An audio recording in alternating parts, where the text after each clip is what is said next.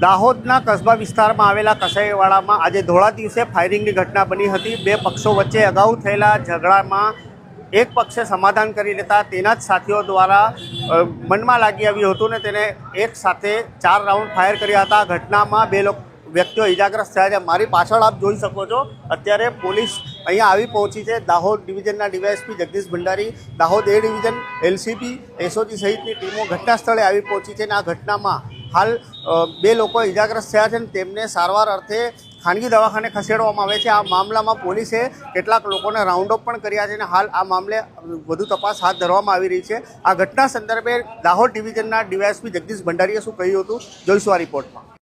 દાહોદના કસ્બા વિસ્તારમાં આવેલા પટરી ચોક ખાતે એક જૂની માથાકૂટ અદાવતના કારણે બે પક્ષો વચ્ચે, બંને મુસ્લિમ પક્ષો છે, જે એક વ્યક્તિ છે મેવાતી કરીને, એમના ઉપર ફાયરિંગનો બનાવ બન્યો છે અને સામાન્ય એને ઇન્જરી આવી છે એવું પ્રથમ દિવસે જણાવ્યું છે, પણ એને મેડિકલ માટે લઈ ગયા છે। વિગતવારની એની કેટલી ઇન્જરી છે, શું થયું છે, એની તપાસ હાલમાં ચાલુમાં છે અને જે ફાયરિંગ કરનાર વ્યક્તિઓ છે એજાજ અને ઇર્દિશના નામ પ્રથમ દ્રષ્ટિએ સામે આવી રહ્યા છે, તો એમના ઉપર પોલીસ કાર્યવાહી ત્યારે કરશે અને આગળની ફરિયાદ લેવાની કે આરોપીને પકડવાની કે એમને પૂરા મેળવવાની કામગીરી હાલમાં ચાલુમાં છે।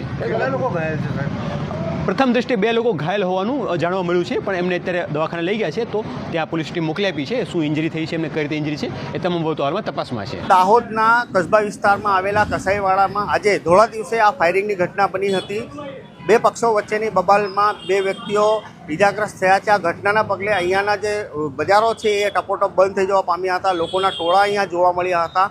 પોલીસ ઘટના સ્થળે પહોંચી તેના વિસ્તારને કોર્ડન કરી દીધો છે અને હાલ જે ફાયરિંગ થયા બાદ એના સેલને રિકવર કરવાની પ્રક્રિયા હાથ ધરવામાં આવી છે। સાથે અલગ અલગ એંગલો પર पुलिसના તપાસનો ધમધમાટ आरंभ કરી દેવામાં આવ્યો। वीडियो को लाइक करें, हमारे चैनल को सब्सक्राइब करें, बेल आइकन जरूर प्रेस करें हमारी न्यू वीडियो सबसे पहले देखने के लिए।